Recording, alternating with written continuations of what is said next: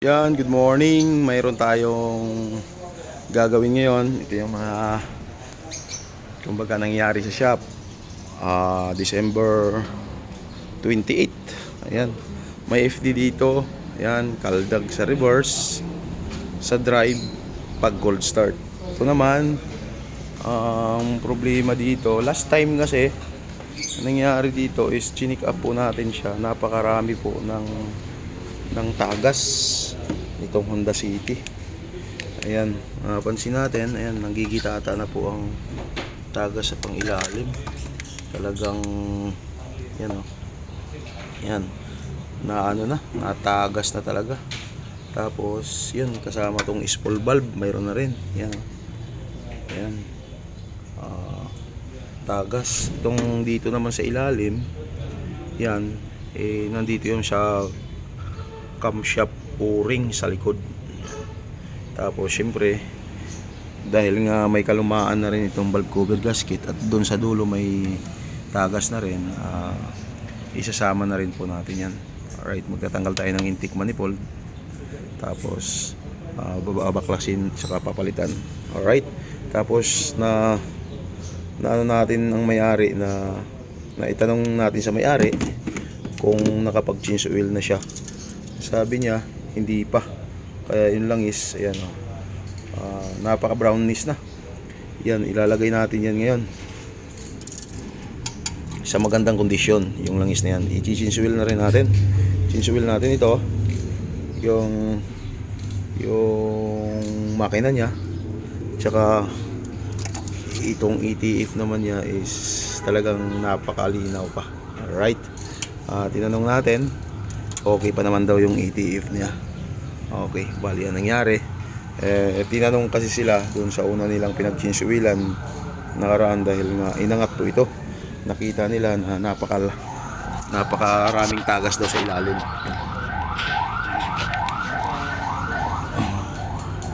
Sa ilalim. Yan.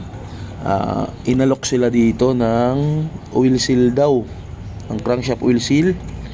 Kaya ang sabi is ibababa transmission, pero noong tiningnan ko, kailangan muna manggaling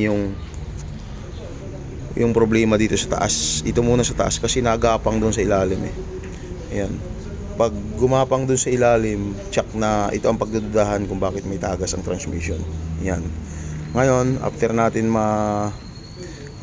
ngayon magawa yung tagas, i-engine wash natin. Tapos pati sa ilalim, after doon, i-engine wash na rin natin para makita natin na kumbaga nakuha ba yung sakit or wala, or may tagas pa rin.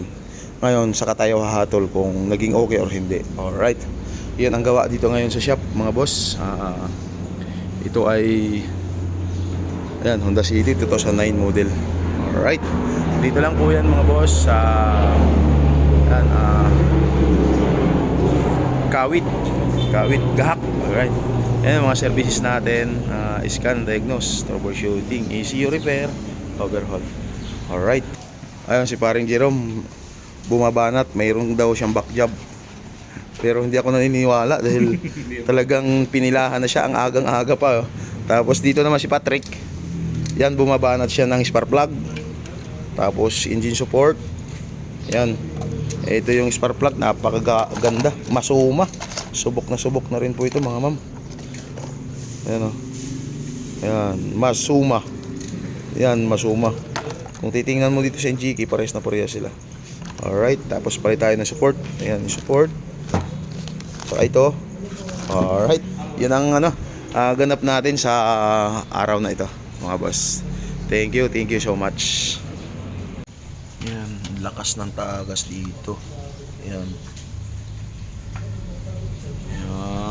Yan ang dahilan kung bakit siya pumunta rito yung tagas. Yan, napakarami na. Alright, simple lang, o-ring lang po ang problema niya.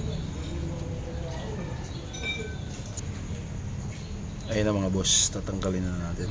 Ayan. Ayan, ang problema niya alam doon ito yung langis. Tuloy-tuloy yung tagas kasi nga itong o-ring na to pantay na po. Ayan. Uy, nahulog. Nahulog. Alright, mga boss. Okay na, tatanggalin natin yung o-ring, babalik natin. Kaya lang, ang daming baklas. Kaya ako binaklas itong throttle body, hindi dito kasi siya nakalagay.